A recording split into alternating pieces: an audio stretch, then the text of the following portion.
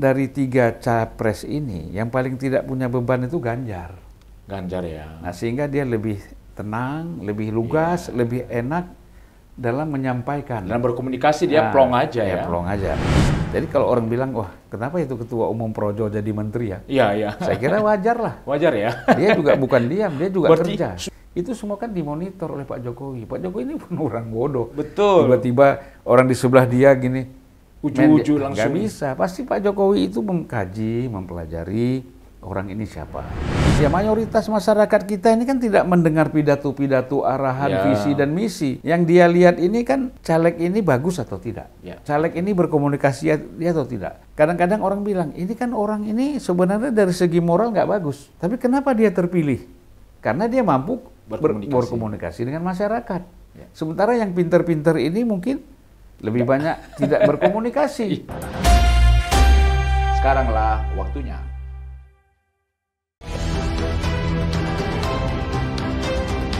Saya memberi penghargaan, ini perlu kita hidupkan.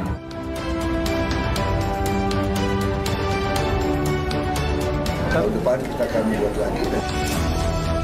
Selamat kepada Bapak Ibu, penerima Nawacita Award tahun 2022. Semoga menjadi inspirasi dan dorongan bagi generasi bangsa menuju Indonesia Maju 2045.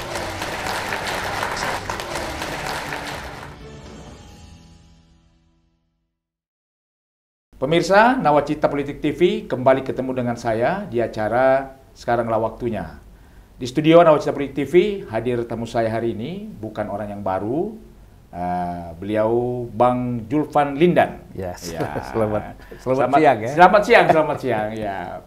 Pemirsa Nawacita Politik TV, Bang Julvan Lindan ini bukan orang yang baru dalam dunia politik. Beliau sudah 2 periode pernah menjadi anggota DPR RI. Yeah.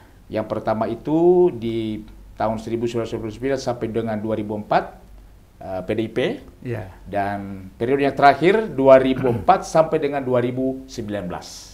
Artinya dalam dunia politik, Abang Julvan Lindan ini bukan orang yang baru, ya, sangat senior, ya.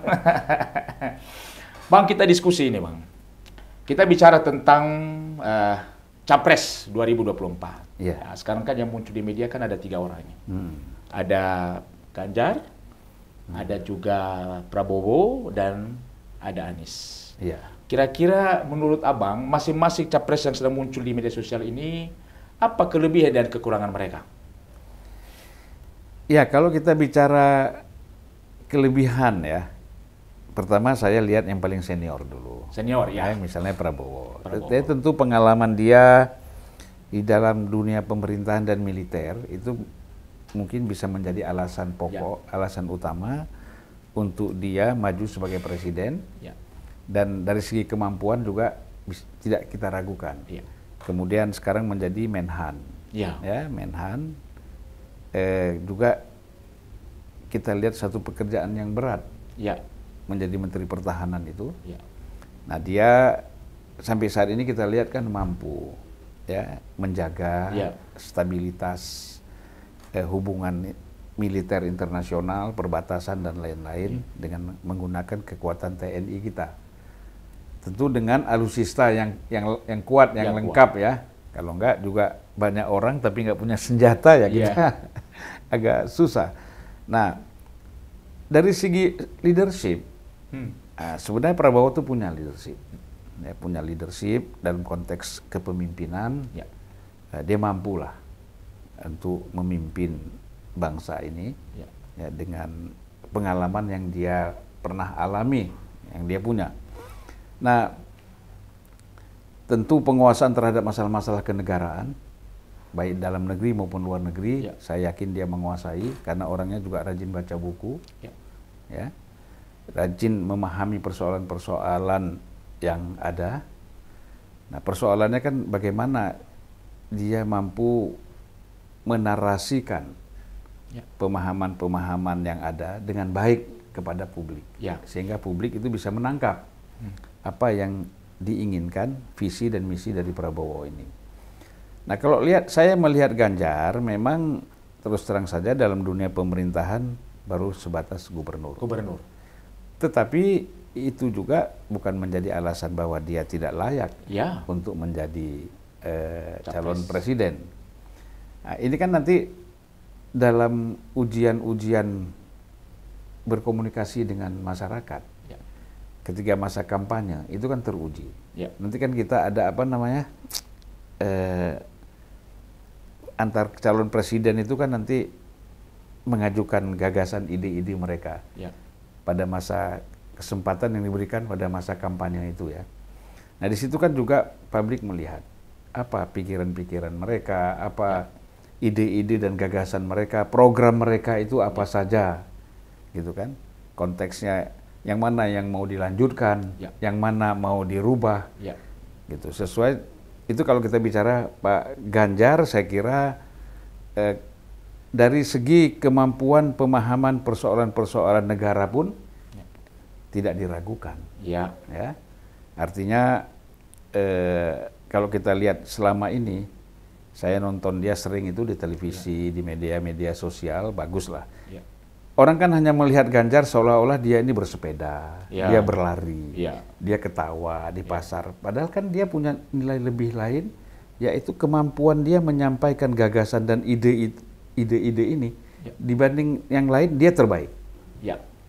Itu saya ikuti itu. Jadi kemampuan dia menjelaskan persoalan-persoalan yang ada di tengah-tengah masyarakat. Ya, paling tidak yang dia lihat pada persoalan-persoalan yang ada di Jawa Tengah misalnya. Kemampuan dia menjelaskan itu cukup baik. Dan solusinya juga cukup baik gitu. Walaupun pada tingkat provinsi Jawa Tengah. Tetapi kan ini kan bukan provinsi kecil. Bukan provinsi kecil, tapi provinsi besar. Yang juga bisa menjadi salah satu miniatur dari dari Indonesia. Nah, kalau Anies juga kita lihat dia mantan gubernur DKI ya. Artinya sebagai mantan gubernur, sebagai seorang gubernur ya tentu kemampuan leadership itu ada. Nah, tapi semua kan memang harus diuji ya. Kemampuan di dalam menyampaikan pesan-pesan, misi dan misi kepada masyarakat, kepada publik ini. Memang dibandingkan Ganjar dia jauh lebih bagus. Ganjar jauh lebih bagus dalam penyampaian. Nah, mungkin Anies ini saya lihat dalam penyampaiannya agak tersendat-sendat karena dia memang terlalu banyak beban dalam dirinya. Pertama dia mempunyai beban dia bukan orang partai. Ya kemudian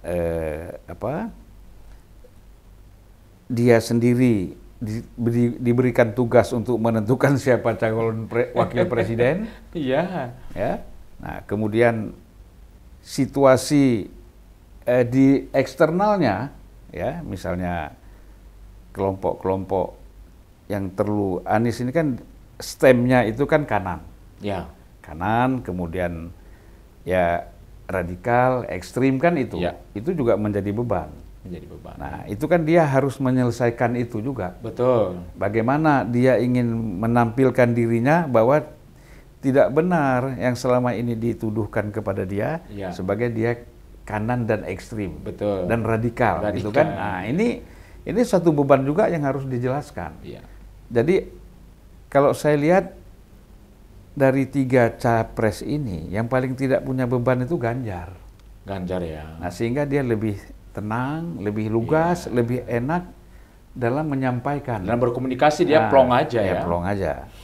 Nah, itu kalau kita lihat ya. Nah, kalau kita bicara pada tingkat keunggulan misalnya ya. Elektabilitas. Nah, elektabilitas kalau dari survei sekarang kan Prabowo Ganjar tuh kejar-kejaran. Iya, betul. Nah, kalau Anies sudah tinggal di bawah gitu ya. Ya tinggal sekarang kan faktor yang paling penting itu kan Pak Jokowi ini kan menjadi faktor penentu juga. Iya. Ya tentu kan faktor penentu itu tadi tadi punya pemahaman terhadap persoalan bangsa dan negara, nasional internasional, ya kan, leadership, moral dan lain-lain. Nah, juga diperlukan ada struktur partai. Ya. Nah, karena kadang-kadang partai ini ada struktur tapi nggak jalan. Nggak jalan juga. Ya. Kalau nggak kita gerakkan, itu tidak jalan. Ya.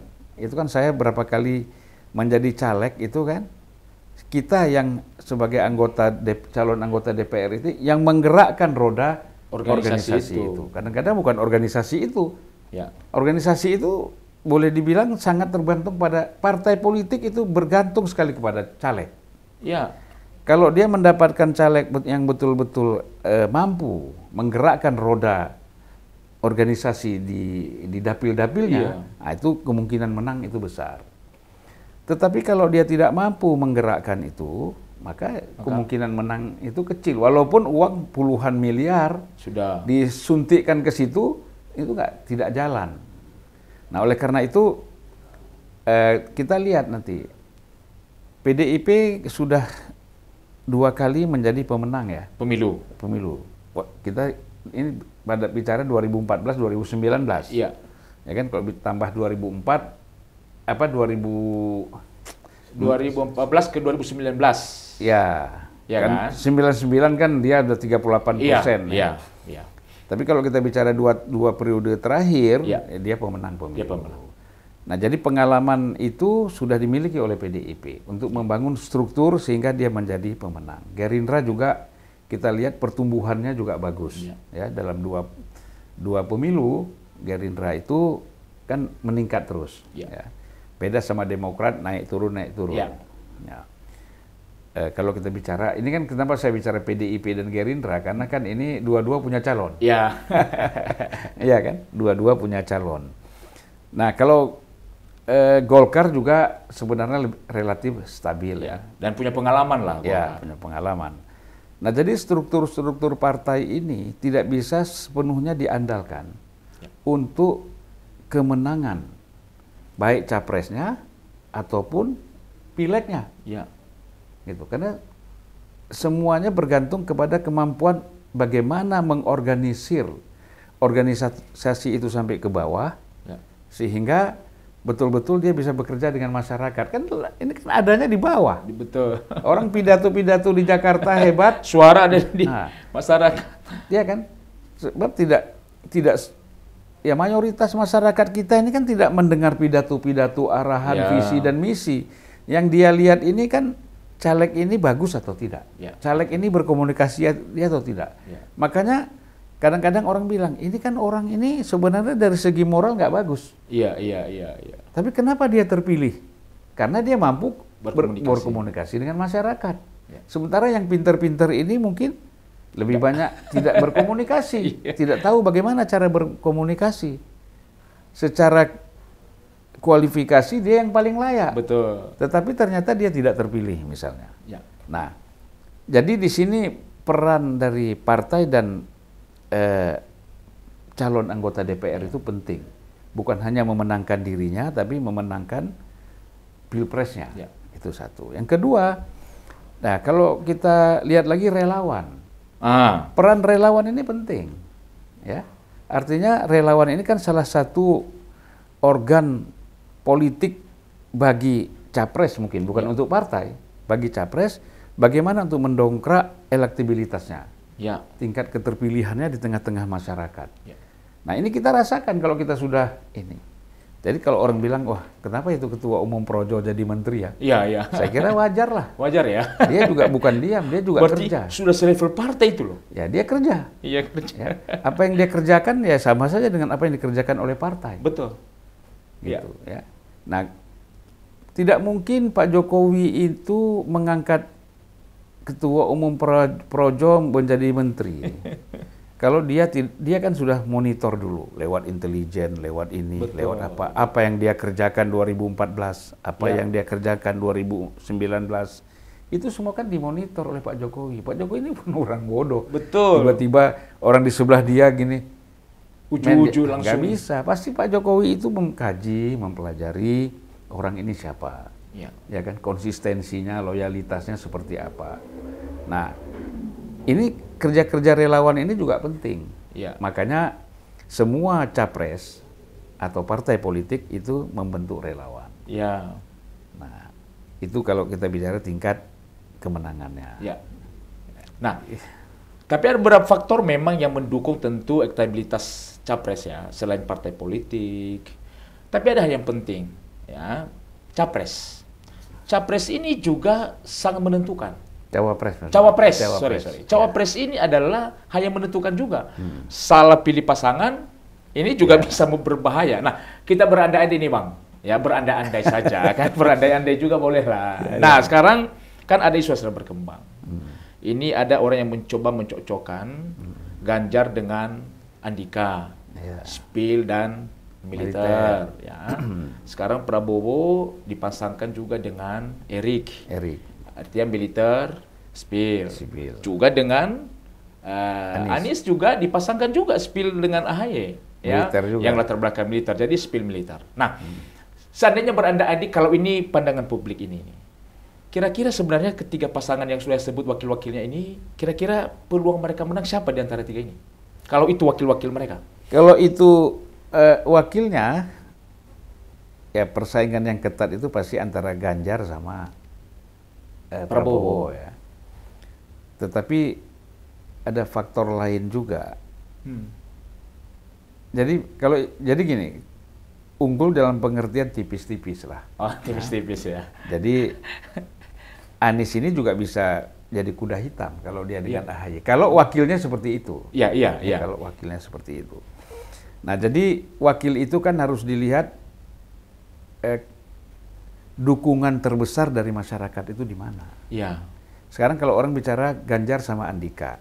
Andika itu sebenarnya dukungan terbesar dari mana? Iya. Gitu kan? Kalau militer dia sudah pensiun. Iya. Nah, kita tahulah militer kalau sudah pensiun itu kan nggak ada urusannya lagi secara instruktif. Iya. Kemudian organisasi. Paling penghormatan lah. Penghormatan itu biasa kan? Iya, itu biasa. Nah, kemudian sama juga AHY semua sudah selesai. Iya. Prabowo juga secara militer sudah selesai. Iya. Nah, tinggal kan memang tadi bicara soal siapa di antara mereka ini pemenang. Kalau saya lihat kalau begini nih, ini nggak bisa ditentukan. Oh iya. Ya, nggak bisa. Tetapi kalau misalnya Ganjar dengan tokoh NU yang dikenal dan kemudian berakar juga di NU, tidak cukup dikenal saja. Hovifah contohnya? Ya kalau Hovifah kan dia tidak bersedia menjadi cawapres. Oke. Nah, kalau dia bersedia, saya kira kansnya besar untuk menang berpasangan dengan Hovifah kan gitu. Oke. Nah, sekarang kalau kita bicara Prabowo dengan Erik. Erik ini memang di kalangan pengusaha, terutama Nahdlatul Ulama, ya, kalangan NU cukup dikenal juga. Ya, karena pernah menjadi ketua Harlah 100 tahun PBNU kemarin. NU, kemudian juga sudah ikut latihan fisik juga di Banser. Ya. Banyak hal lah yang dia lakukan dengan masyarakat Nahdiyin ini. Nah, kalau itu bisa dia bangun menjadi satu kekuatan dukungan politik baginya, nah itu juga ada peluang untuk menang. Ya. Di samping tadi dukungan finansial ini penting. Iya. Ya kan? Kalau nggak ada dukungan finansial ini agak berat. Agak berat juga. Nah, kemudian kita lihat Anies. Anies ini kita masih meragukan. Kalau dia tidak ini kan kita bicara di permukaan dulu. Kita tidak bicara yang kelihatan lah. Yang manifest. Ya. Yang termanifestasi di permukaan bahwa kalau Anies tidak bersama dengan AHY, ini kan berarti Demokrat pertama bisa juga mundur, meninggalkan koalisi ini. Ya. Berarti Anies agak berat maju. Ya. Nah, dan kedua bisa saja ada kesepakatan bukan AHY, tetapi yang lain. Nah, namun SBY dan AHY menerima. Ya. Dengan ada kesepakatan lah. Ya, komitmen untuk sharing power sharing misalnya. Ya kan, itu bisa terjadi. Tapi kalau saya lihat ini semangat dari bawah sampai ke atas sampai ke bawah Demokrat ini sudah menginginkan AHY atau menjadi wakil. Nah, kan karena foto-foto Anies dengan AHY sudah dipasang di mana-mana. Ya kan, walaupun baru ada capres, AHY masih di situ ditulis ketua umum Partai Demokrat, belum sebagai cawapres. Nah itu kan kalau tidak jelas sampai akhir bulan ini atau sampai bulan Agustus, ya, nah, saya kira ini makin agak berat ya. Agak berat. Nah, jadi soal cawapres ini memang akhirnya ikut menentukan. Ikut menentukan. Beda sama Pak Jokowi pada periode kedua ya. Ya. Siapa aja yang dia taruh capres dia udah pasti lolos lah, pasti menang. Artinya sudah di atas 70% tingkat kesukaan ya. Iya. Kesukaan masyarakat rakyat ini kepada Pak Jokowi. Sama dengan SBY. SBY kan periode kedua nggak ada urusan dengan partai dia, saya mau pakai Budiono. Betul. Ya. Betul. Partai mau nggak mau, Demokrat 21% dia merasa sudah mampu, dia langsung putuskan Budiono gitu. Iya. Nah seharusnya PDIP seperti itu. Ya. PDIP kan 21%. Iya, sudah bisa sendiri. Nah, bisa sendiri. Ya. Tetapi persoalannya PDIP ini ketua umum PDIP bukan presiden. Ya. Nah, agak sulit. Ya. Ada faktor presiden, walaupun dibilang petugas partai, dibilang kader PDIP, tapi kan perlu ada pertimbangannya juga dari Pak Jokowi sebagai presiden. Nah ini. Jadi banyak sebenarnya kalau kita lihat titik singgungnya itu banyak sekali. Sebelum kita masuk nih kepada perannya Pak Jokowi, seandainya 3 pasang calon, kira-kira ini bisa ada yang lolos 1 kali putaran atau harus 2 kali putaran? Nah itu tadi, kalau saya lihat kalau 3 calon ya. Ya tiga calon. Kalau 3 calon bisa 2 putaran. 2 kali putaran. Siapa kira-kira punya peluang kedua? Kalau yang masuk putaran kedua tetap aja Prabowo sama Ganjar. Ganjar ya. Ganjar. Nah, nanti kira-kira pendukung Anies ini kemana larinya? Ini juga harus diperhitungkan nih kalau 3 pasang. Pendukung Anies bisa saja kecewa. Oke. Kecewa, mungkin sedikit di antara mereka yang akan masuk ke Prabowo. Oke. Nah, yang lainnya ya sudahlah. Berarti ya mereka tidak ke TPS. Ya berarti di tahapan kedua berarti menambah suaranya Pak Prabowo dong. Iya, tapi menurut saya nggak besar. Nggak besar ya? Nggak besar, karena mungkin mereka masih ingat kekecewaan ketika Pak Prabowo dulu didukung oleh mereka dukung Pak Prabowo, kemudian Pak Prabowo masuk ke dalam kabinet, kekecewaan itu kan masih ada. Masih ada ya. Karena masyarakat tuh masih 5 tahun masih ingat. Masih ingat. Ya. Nah, kalaupun ada yang lupa, itu hanya sedikit. Tidak besar. Tidak besar. Nah, jadi yang banyak tadi ya sudah kami tidak dukung Ganjar dan tidak juga mendukung Prabowo. Ya, tidak mendukung Prabowo ya, kalau disuruh maju-maju relawan apa segala macam ya kita teriak-teriak aja. Iya. Tapi tidak ke TPS. Tidak ke TPS. Nah, kembali ke perannya Pak Jokowi. Ini kan simpang siur terus ini. Sebenarnya ini Pak Jokowi ini di dalam hati kecilnya sebenarnya siapa yang diinginkan sih jadi presiden ini? Ganjar kah? Atau Prabowo sebenarnya? Karena sampai hari ini pun memang kita tahu sebagai kader PDIP dia selalu memberi dukungan kepada Ganjar ya, di mana setiap kegiatan PDIP kan selalu dia hadir. Tetapi di sisi lain pun gambar baliho-balihonya dia bersama dengan Pak Prabowo tidak pernah dia larang juga. Sebenarnya menurut Abang ini kemana sebenarnya hati kecilnya ini Pak Jokowi ini, Bang? Pertama pasti kita tidak bisa membaca hati kecilnya. Hati kecilnya, hanya dia yang tahu ya. Kita tidak bisa. Jadi Pak Jokowi dan Tuhanlah yang tahu apa sebenarnya yang dia inginkan. Yang diinginkan. Tetapi kan kita hanya melihat kenyataan dan fakta-fakta yang ada, gitu loh. Dan kemudian kita coba melihat apa yang dibutuhkan oleh Pak Jokowi terhadap presiden yang akan datang. Ya memang dalam dalam garis besar lah, dalam pikiran Pak Jokowi, dia bagaimana ada keberlanjutan. Sudah pasti. Dari program ini. Sudah pasti. Bukan hanya IKN, tapi infrastruktur dan lain-lain yang sudah dia lakukan. Itu ada kontinuitasnya, ada keberlanjutan. Nah, dia pasti membutuhkan orang yang mampu siapa yang untuk bisa melanjutkan itu. Karena kalau mangkrak, orang kan tadi berpikir, ini kalau mangkrak bagaimana? Betul.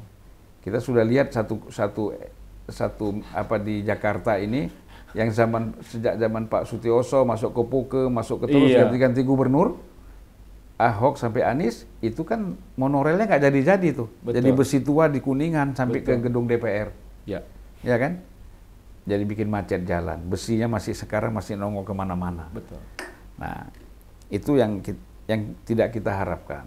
Itu baru bicara satu proyek kecil DKI. Iya. Ya. Bagaimana kalau kita bicara nasional? IKN contohnya? Nah, IKN, kemudian jalan tol, infrastruktur, kereta, dan macam-macam. Nah, proyek-proyek ini kalau tidak dilanjutkan, ya, saya kira ini memang negara ini rugi. Karena itu menggunakan uang APBN dan ada juga pinjaman-pinjaman dari luar negeri. Nah, Pak Jokowi melihat bahwa ini nggak boleh orang dari sisi dia yang akan yang akan melanjutkan ini orang yang tidak konsisten, tidak bisa keberlangsungannya ini macet. Ya. Nah, oleh karena dia perlu orang itu. Nah, dalam pikiran Pak Jokowi kan orang itu ya pertama Prabowo dan Ganjar. Ya, gitu. Dua ini yang kira-kira. Kalau Anies kan sudah kita bilang antitesis. Antitesisnya. Ya kan? Dia mengatakan bahwa change and continuity. Iya. Berarti kan perubahan. Walaupun sampai saat ini apa yang ingin dirubah itu tidak jelas. Terus mereka tambah sekarang perubahan dan perbaikan. Itu Demokrat. Demokrat perbaikan ya. Nasdem tidak. Nasdem itu kan perubahan dan persatuan. Oh, perubahan dan persatuan. Nah, jadi tagline-nya beda-beda. Beda-beda mereka ini ya. Padahal kan kalau kita bicara perubahan, ada perbaikan di situ. Tidak usah lagi pakai perbaikan. Iya. Ya, perubahan, ada perbaikan kan gitu. Gitu. Nah, jadi Pak Jokowi ini kira-kira di hatinya ya. Kalau kita bicara gerakan ya. Ya. Saya sudah pernah juga bicara di tempat saya, di podcast saya, bahwa Pak Jokowi ini kan ada aspek kebutuhan. Pasti. Ya kan? Di samping kebutuhan kepentingan bangsa dan negara, ada juga kebutuhan pribadinya. Iya. Ya, secara pribadi Pak Jokowi ini perlu juga mencari orang yang betul-betul bisa memprotek juga. Ya kan? Walaupun presiden itu jarang lah, belum kita lihat. Soeharto pun 34 tahun berkuasa toh tidak ada hukuman kepada dia. Nah, ya kan? Ya. Orang tahu ada kasus hambalang buat SBY, tapi tidak juga. Ya. Kemudian kasus-kasus lain misalnya juga tidak dipermasalahkan lah, gitu. Nah, tetapi kan Pak Jokowi ini pertama dia bukan tokoh militer. Iya, betul. Sebelumnya dia bukan seorang tokoh sipil. Iya. Ya. Dia bukan anak seorang pahlawan besar seperti Megawati. Betul. Ya kan? Gitu. Kalau Gus Dur, Megawati itu kan anak pahlawan nasional lah. Ya. Punya nama besar. Nama besar. Jokowi ini kan bukan siapa-siapa, terus menjadi presiden. Kalau dia nggak menjadi presiden lagi kan persoalannya beda sama mereka. Iya. Nah, beda kan? Iya. Betul-betul bisa jadi rakyat biasa. Jadi rakyat biasa lagi. Kalau jadi rakyat biasa, dia tidak mempunyai teman yang baik, yang loyal, yang katakanlah solidaritasnya tinggi kepada dia, ini dia agak sulit juga. Secara psikologis, dia merasa nggak nyaman. Ya. Nah, kalau kita bicara kenyamanan, dia sama Ganjar nyaman nggak nyaman? Pasti dia merasa nyaman. Ya. Tetapi Ganjar dirasakan ketika Pak Jokowi ini menghadapi beberapa hal ketika setelah dia tidak menjadi presiden lagi. Nah, kemungkinan Ganjar tidak sekuat Prabowo. Oke. Nah, ya. Oke. Nah, Prabowo itu kalau dia kalau terjadi sesuatu kepada Pak Jokowi, ini orang militer. Militer itu biasanya kan loyal kepada atasan dan loyal juga kepada mantan atasan. Ya. Dan kita sudah lihat, ya, Prabowo setiap ketemu Wiranto, walaupun dia pernah disakiti oleh Wiranto, dia berdiri hormat. Sama Bang Luhut berdiri hormat. Iya. Ya kan? Kemudian sama Sutioso dia berdiri hormat. Iya. Termasuk pada SBY misalnya. Iya. Nah, jadi orang ini memang punya loyalitas yang tinggi kepada atasan dan mantan atasan. Nah, mungkin Pak Jokowi melihat, ini cocok juga ini untuk saya backup ini. Oke. Kan gitu. Nah, tapi kan buat Pak Jokowi pertimbangannya ada lagi. Lah, saya kan orang PDIP. Nah, itu dia tadi. Saya orang PDIP. Iya. Saya ini kader PDIP. Betul. Bagaimana pula secara psikologis hubungan saya politik dan psikologisnya gimana ini? Nah, disinilah pertimbangan Pak Jokowi antara Prabowo dengan Ganjar. Dia sebagai kader PDIP, ya, kemudian dia besar di situ. Ya. Satu sisi dia merasa yang cocok bagi dirinya Dia setelah itu tidak jadi presiden nih Prabowo. Nah, jadi di sini ada konflik di sini, Pak Jokowi. Harusnya yang pas tadinya dipasangin saja. Satu itu. Kedua, kalau dua-duanya maju, ya Pak Jokowi lepas saja. Oh, lepas saja ya? Lepas saja. Dibebaskan saja. Bebaskan aja. Kan artinya dua-dua ini kan memang orang yang bisa melanjutkan betul apa yang sudah dibangunkan oleh Jokowi. Tidak ada di sini ya. Orang bilang, Anies juga akan melanjutkan. Betul. Tetapi secara psikologis politik, ya, orang sudah melihat bahwa ragu. Nah, kalau ragu ini kan kita susah. Ya. Apa? Ya.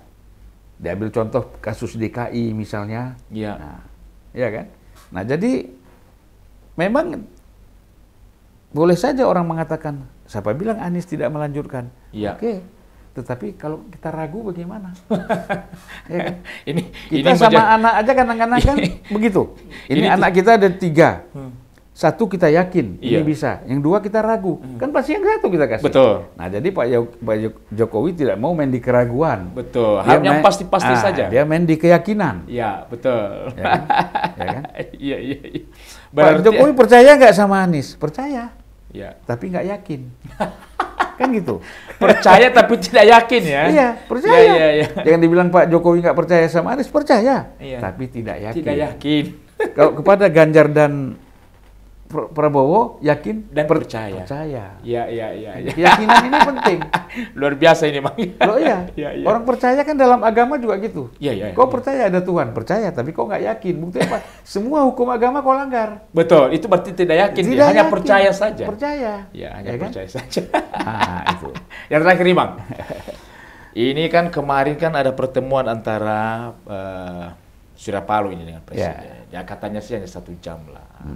Yang beredar di publik kan banyak juga tafsiran ini. Tapi kan abang ini kan pernah dekat dengan Surya Paloh lah. Minimal tahu lah ini apa ini yang diinginkan Pak Surya Paloh. Kira-kira apa sih yang mereka bicarakan? Ya kalau saya melihat memang itu berkaitan dengan hari ulang tahun Surya Paloh. Oke. Tanggal 16 Juli dia berulang tahun. Oke. Kemungkinan Pak Jokowi pasti diundang, tapi tidak bisa hadir. Oke. Oleh karena itu Pak Jokowi mengundang untuk hadir di sana. Oke. Gitu loh. Nah, orang kan bertanya, mengapa pertemuan itu berkaitan dengan pelantikan Menkominfo yang baru? Ya. Nah, supaya tidak ada kesan ada negosiasi dan macam-macam. Pak Jokowi selesaikan dulu itu. Oke, dilantik dulu. Selesai dulu barang itu kan? Tidak ada bicara-bicara soal itu. Jadi clear kan? Jadi jangan ada tafsir yang aneh-aneh kan? Iya.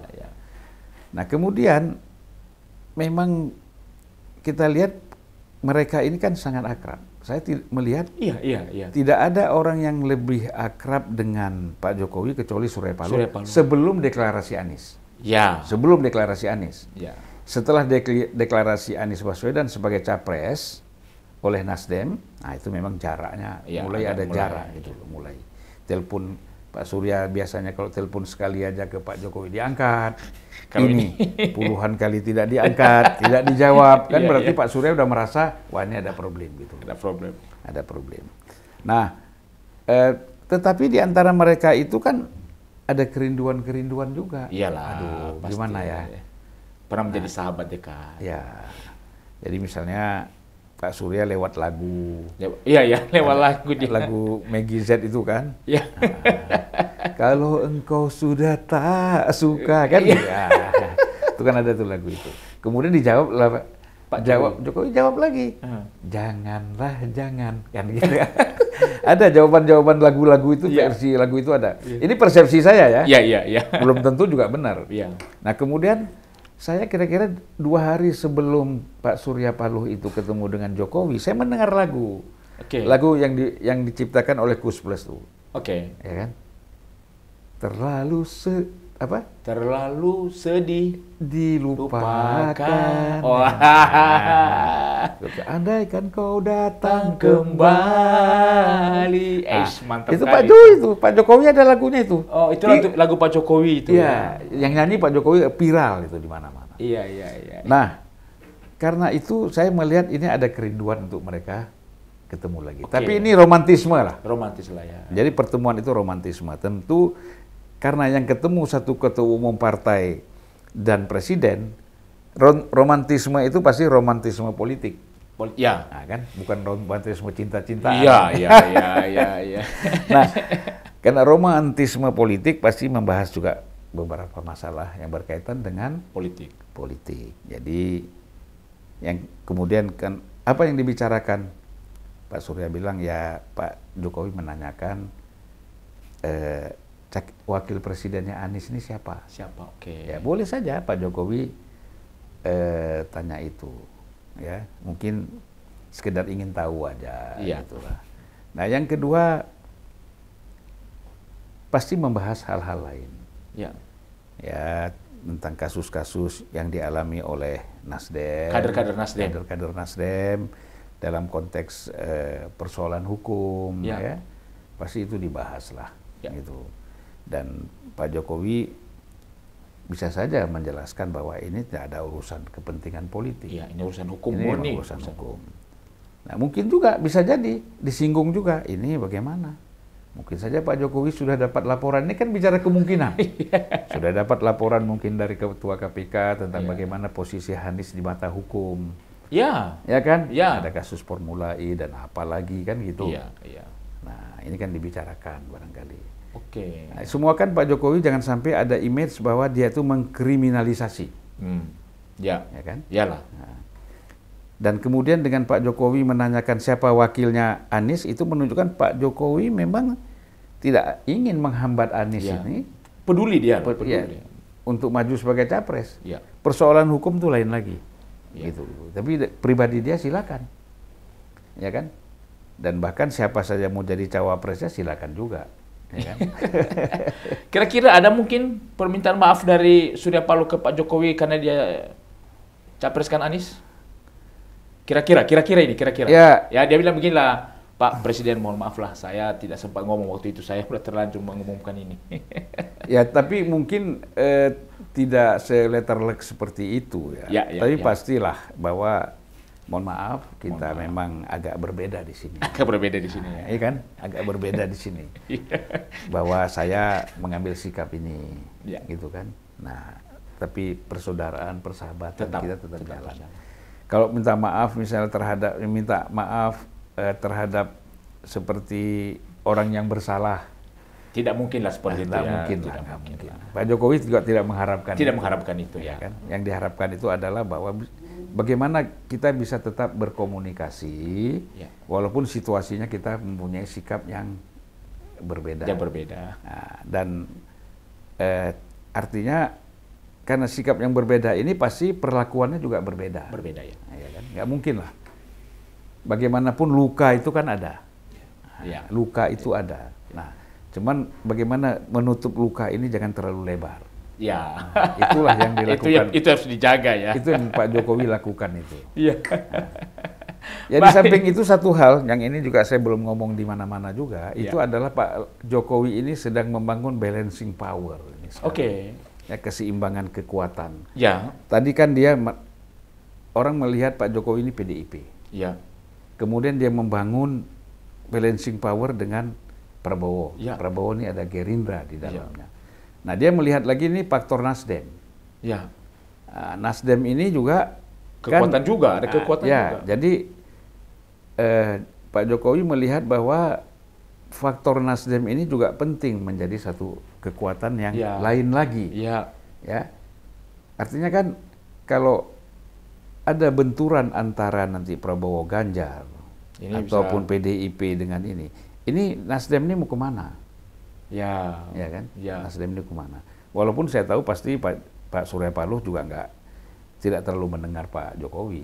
Ya. Orang untuk capres saja dia nggak dengar kok. Iya, iya. Apalagi untuk hal-hal seperti ini. Iya. Dia pasti jalan sendiri, punya pilihan sendiri. Tidak terlalu mendengar Pak Jokowi. Ya. Jadi kalau ngobrol konsultasi ya, tapi dia tetap jalan. Iya. Karena kan persoalan Anies ini kan Pak Jokowi juga sudah bilang tidak setuju kan. Iya. Tidak setuju Anies, tapi kan tetap Pak Surya Paloh jalan kan. Jalan, iya. Nah, jadi Pak Jokowi sudah tahu karakternya Surya Paloh itu seperti apa. Gitu. Iya, iya. Tapi yang namanya politik kan perlu memberi kesan, Ya. image, Image ya. bahwa saya dekat dengan partai politik mana. Di antara kami baik-baik saja. Ya, jadi kalau Pak Jokowi tidak mengundang, kalau tidak ada, bukan Pak Jokowi tidak mengundang ya, artinya Nasdem tidak ikut hadir di dalam pertemuan-pertemuan partai koalisi pemerintah, itu karena urusannya dengan partai koalisi. Ya. Tetapi Pak Jokowi secara pribadi itu no problem dengan Ya, Nasdem. punya hubungan yang baik. Nah, kan gitu, itu yang ingin disampaikan oleh Pak Jokowi. Nah, oleh karena itu kalau bagaimana membangun komunikasi dengan partai koalisi lain, silakan. Ya. Gitu. Seandainya ini, kan ada 3 pasangan ini. Seandainya di antara mereka, ya katakanlah Anies contohnya ada kasus lah yang ditemukan, katakan oleh hukum, oleh KPK. Nah, ini sampai ke presiden. Tapi ini kan proses juga mau jadi capres ini. Nanti kalau gagal dipikir ini sengaja ini lagi. Kira-kira sikap presiden, ya seperti apa sikap Pak Presiden? Seandainya ada di antara calon ini yang tersandera dengan kasus hukum. Ya presiden nggak bisa berbuat apa-apa.